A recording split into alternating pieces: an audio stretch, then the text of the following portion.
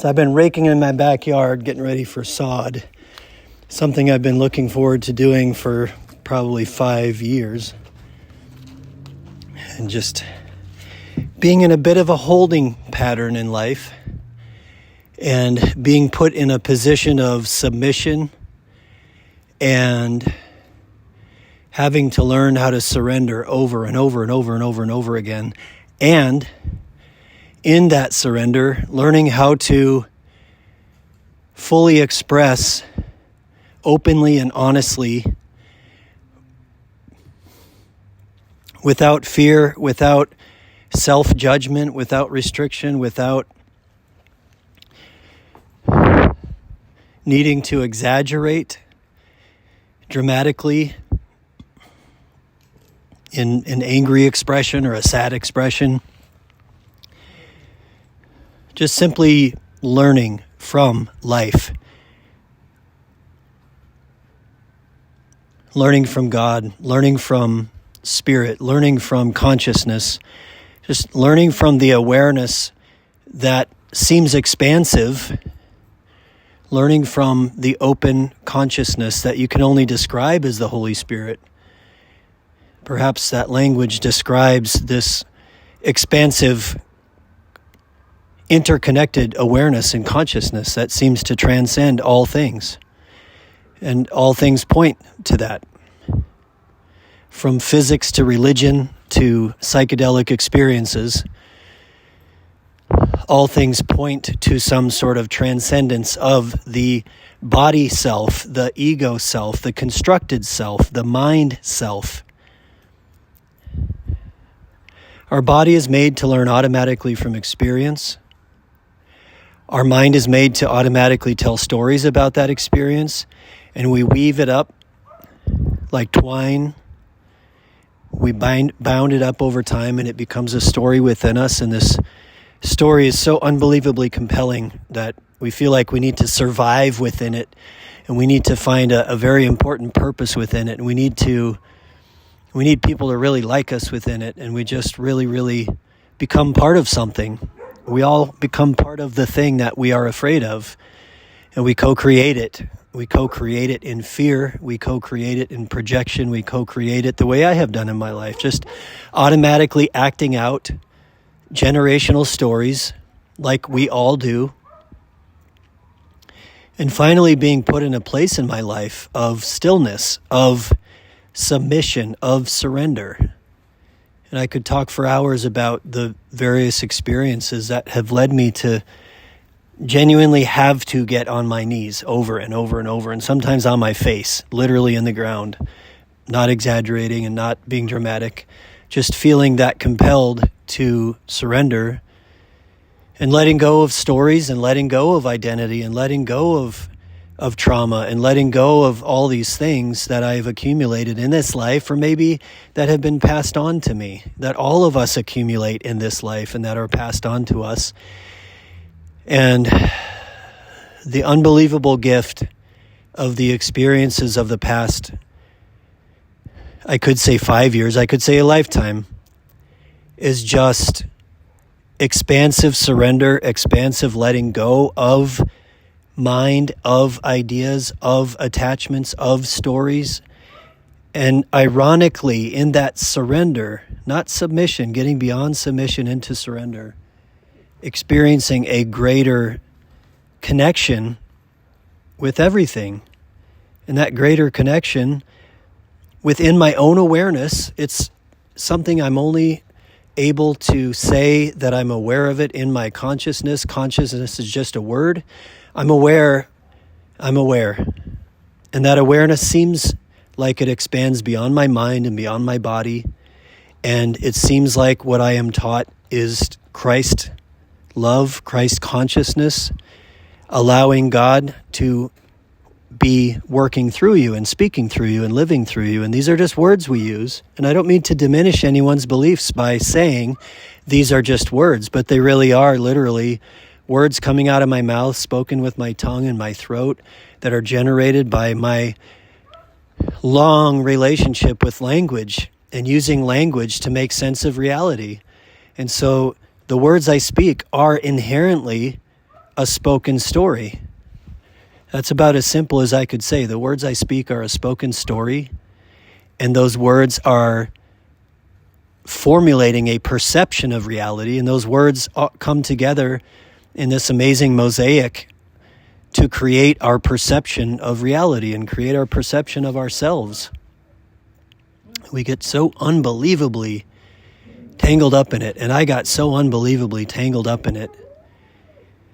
But what a great blessing, regardless of the story you attach to how you get here, regardless to the story of the beauty of this present moment and why I felt so compelled to hit the record button. It's just in great surrender comes great spirit, great love, great Christ, great God. Just a great sense of being in this present moment when I take all the stories out of it and I just notice it as an experience in my body and my mind. There really are no words attached to it as you experience it. The moment you attach words to it, it's past tense. It's like ad hoc. It's just, I'm attaching words to an experience and it's already past the experience. So the actual sensation of it is living out this moment. And as I started, I was doing something very simple. I'm raking in my backyard so I can put sod in because I have put off bringing my space aesthetically into a sense of completion. My gestalt is not complete. And I am wanting to tend to my yard and to plant things and to nurture the space that I live in. And I have been in a situation where I have felt that has been on hold. It was on hold in accordance with the basic sort of foundation of my life and sort of what brings me security in my life, meaning I whittled it down quite a bit to the point where I've just been in a place of waiting and a place of submission and, as I said, turning that into a place of surrender. And I'm so grateful for the blessing and the fact that I'm raking in my backyard. Nurturing this space is a great victory. It's a great joy. It's a great sense of peace.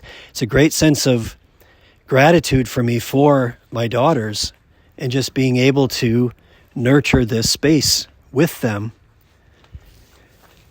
So as I'm raking in the dirt, I'm grateful.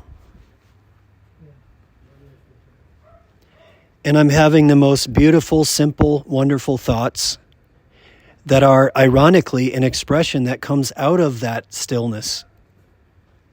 So I think we find the stillness and we find the surrender and we find the God within and we find the spirit within and we find the expanse of awareness. And then,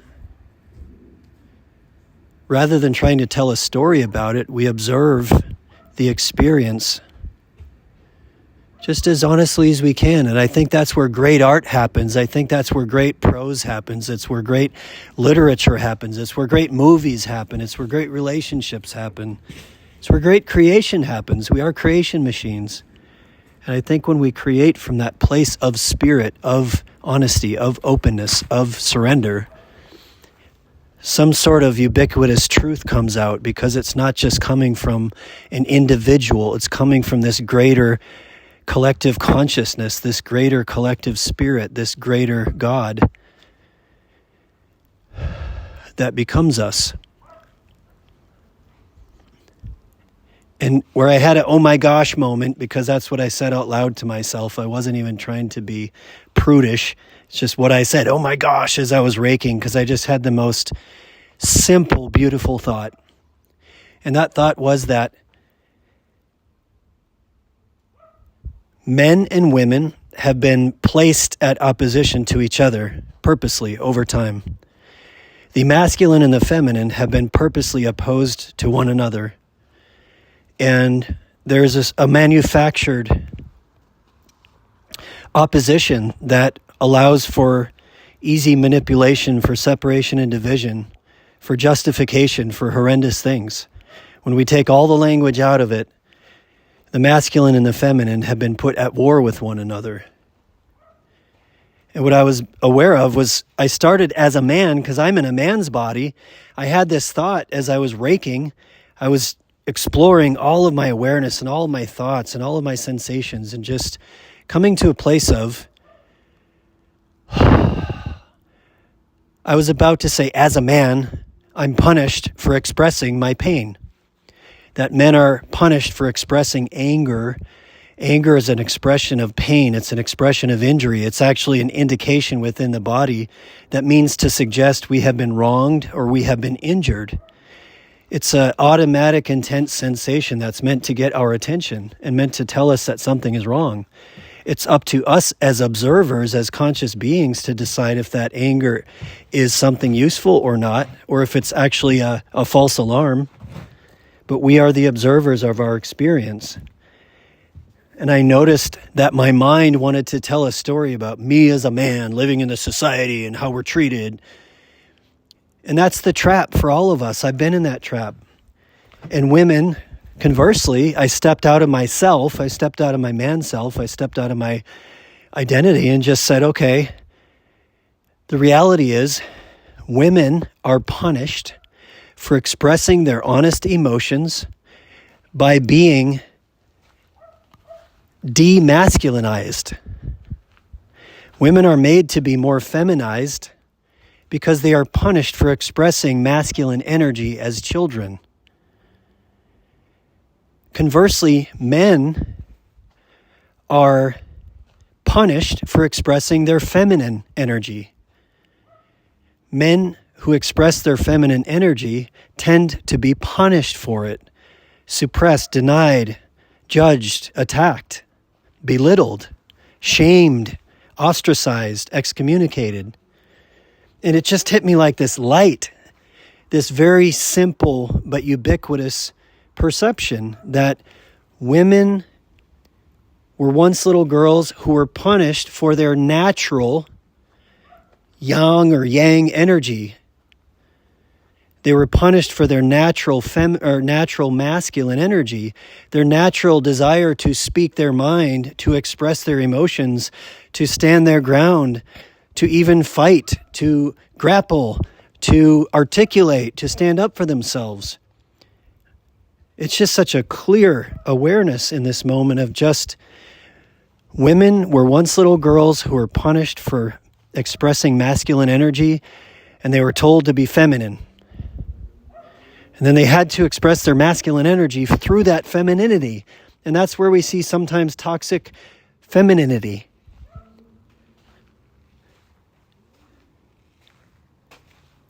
Just like we see toxic masculinity, we can also see toxic femininity.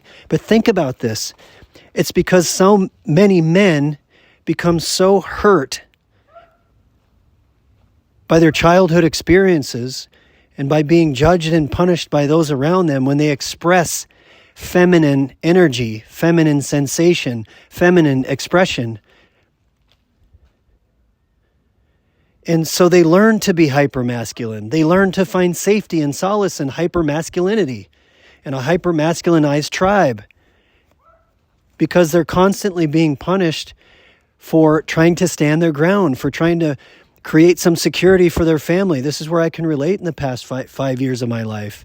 Being constantly punished for trying to stand my ground in a way that I thought was super appropriate for my children, for my home, at times for my family, community. And just recognizing progressively that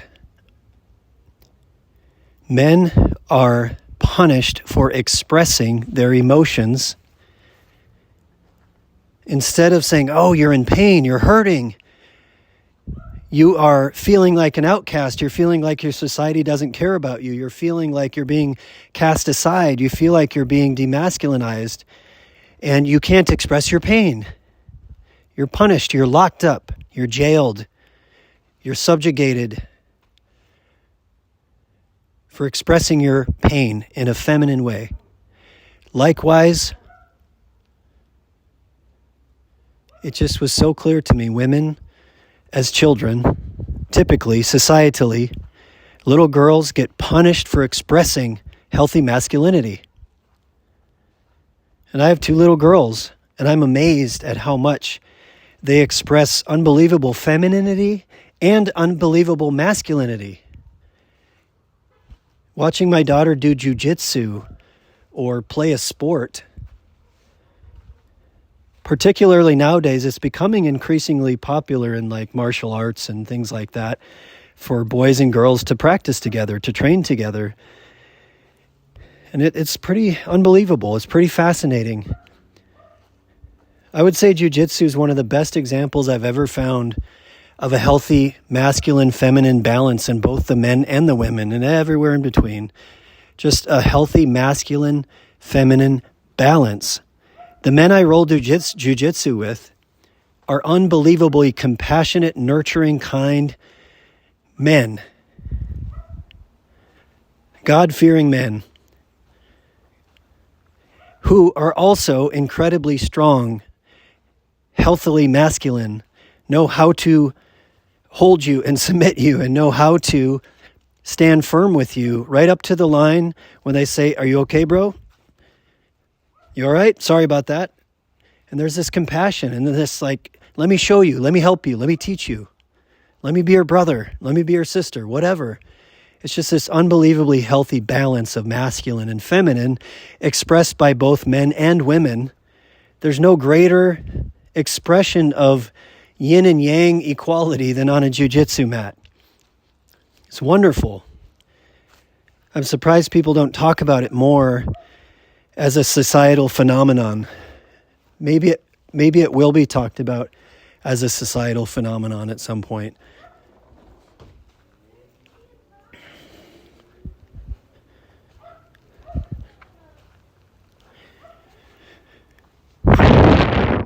So I feel unbelievably nurtured and supported and cared for, and a sense of community and tribe, a sense of healthy feminine energy, a sense of healthy yin energy in my jiu-jitsu community. I also feel an unbelievable sense of strength and courage and support and boundaries and challenging and lifting each other up, healthy masculine, healthy yang energy.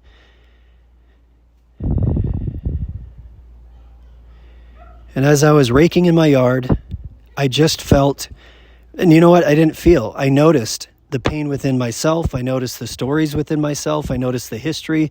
I noticed the stories I tell myself. I noticed this amazing experience of raking my yard is like healing. It's so healing to tend to my garden, the one I've been observing for 5 or 6 years, feeling like it's being neglected or like it's on hold. This yard is a metaphor for my soul. This yard is a metaphor for my experiences. This yard is, wow, it's a metaphor.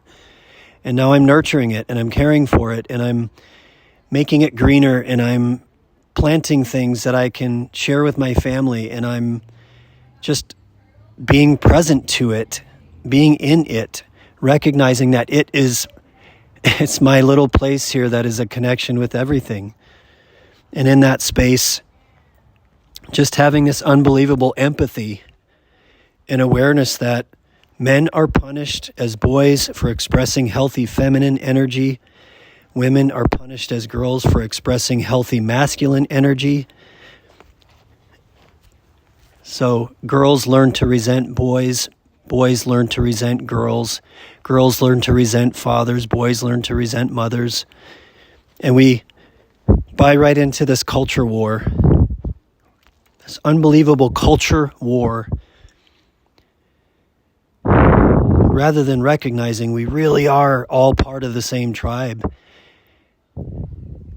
That we are inherently made with, just like the universe itself. The nothingness gave way to the somethingness.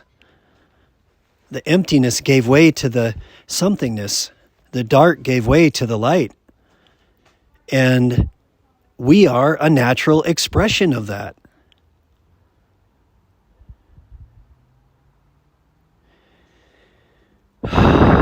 We are a somethingness that came out of the nothingness.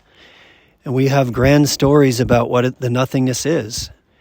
And my own expression and feeling and sensation in my body and in my mind, when I don't attach words to it, and I know some people are offended or hurt by that, but that's not my thing to carry. I'm just aware when I get beyond the stories and I get beyond the words and I get beyond the belief of the mind the mind is just an expression of the body, then you have this greater sense of awareness and this greater sense of experience and this greater sensation. And as I'm doing right now, I feel the dirt in my fingertips and I smell the air and I see the life that surrounds, and I know that that life is all interconnected and it's all conscious. And I have that experience within myself. And it's God.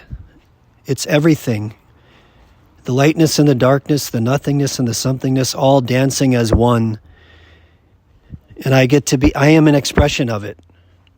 I am an expression of it, and I'm sharing my voice with others who are an expression of it. And I'm walking on an expression of it, and I'm living within an expression of God. But it's an experience diminished by the stories that we fight wars over. And it's diminished by a man blaming a woman for his pain, even though it may have come from that source, or for a woman to blame a man for her pain, even though it may have come from that source. We've all been acting out this generational story for centuries, for millennia, and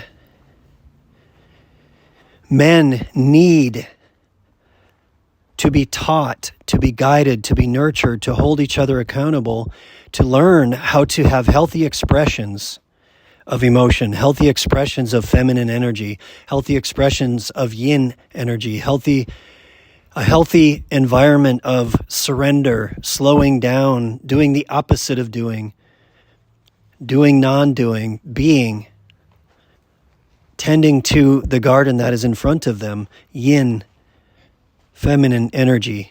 Men need to be allowed to, supported in. Boys need to be nurtured in actually expressing honestly, openly, candidly their yin energy, their feminine energy, their nurturing energy. And girls need to be likewise encouraged to speak their mind, to express their emotions, to stand their ground when they need to have a voice, to grapple, to do what they naturally feel like they want to do, a natural expression for them of their yang energy, their action energy, their masculine energy.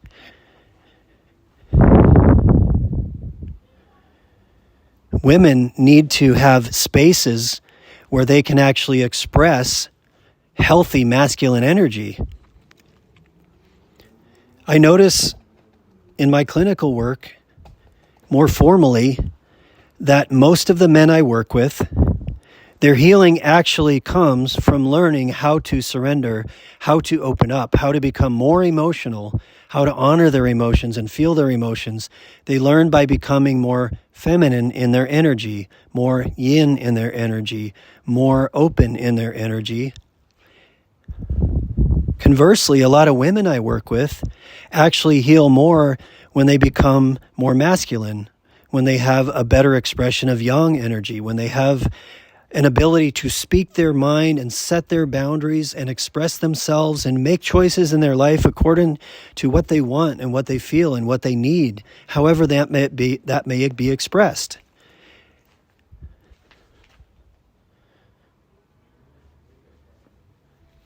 What a great evening. Thank you for sharing this with me.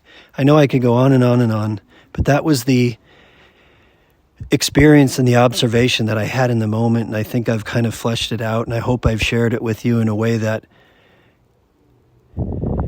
makes you feel like you are seen and empathized with, and that you can work on allowing that within yourself. If you need more masculine, if you need more feminine, if you need to learn to express that with others, if you need to learn to observe the people around you and recognize if a man in your life is experiencing anger, he's probably experiencing pain. He's probably experienced pain. He's probably expressing injury, or he's expressing that he's living in a society that is constantly wronging him. It's constantly sucking the blood out of him, constantly sucking the energy out of him.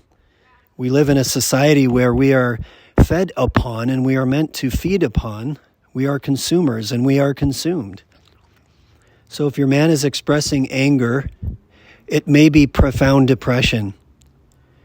If your woman is expressing anger, if your woman is expressing sadness, if your woman is withdrawing from you, if your woman is withdrawing from you, if your partner is withdrawing from you, some men, of course, actually ironically express more femininity. Some women ironically express more masculinity. Of course, it goes both ways. It just tends to go the way I described earlier, just statistically. So if your woman is withdrawing from you and she's not expressing to you or not being affectionate to you or withholding from you the things that she knows you want,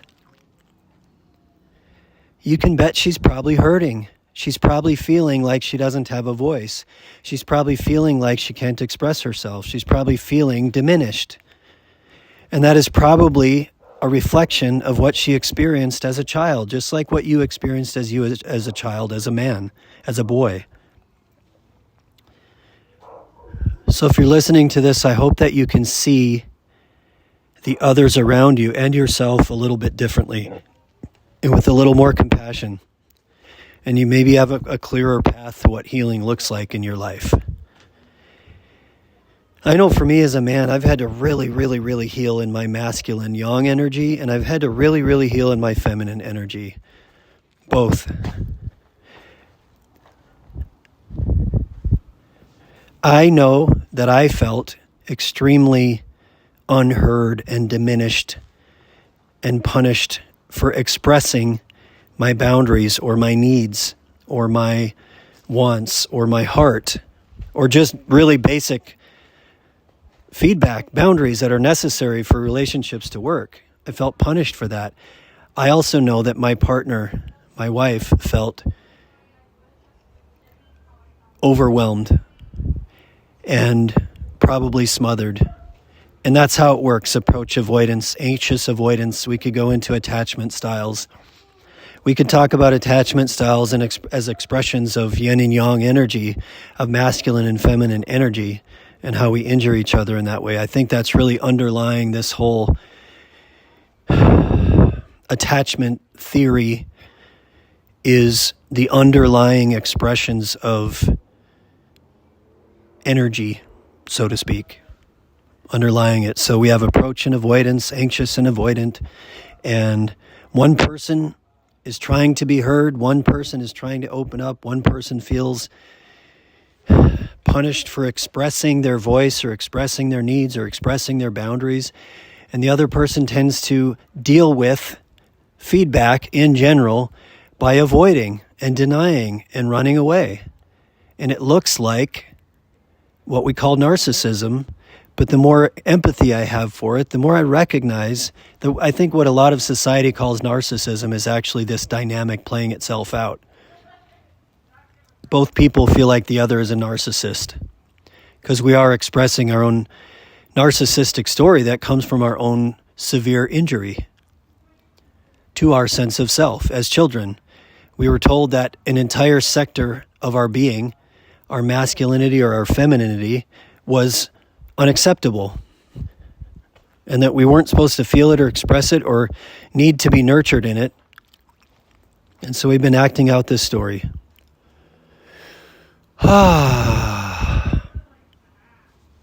Thank you for letting me express myself tonight.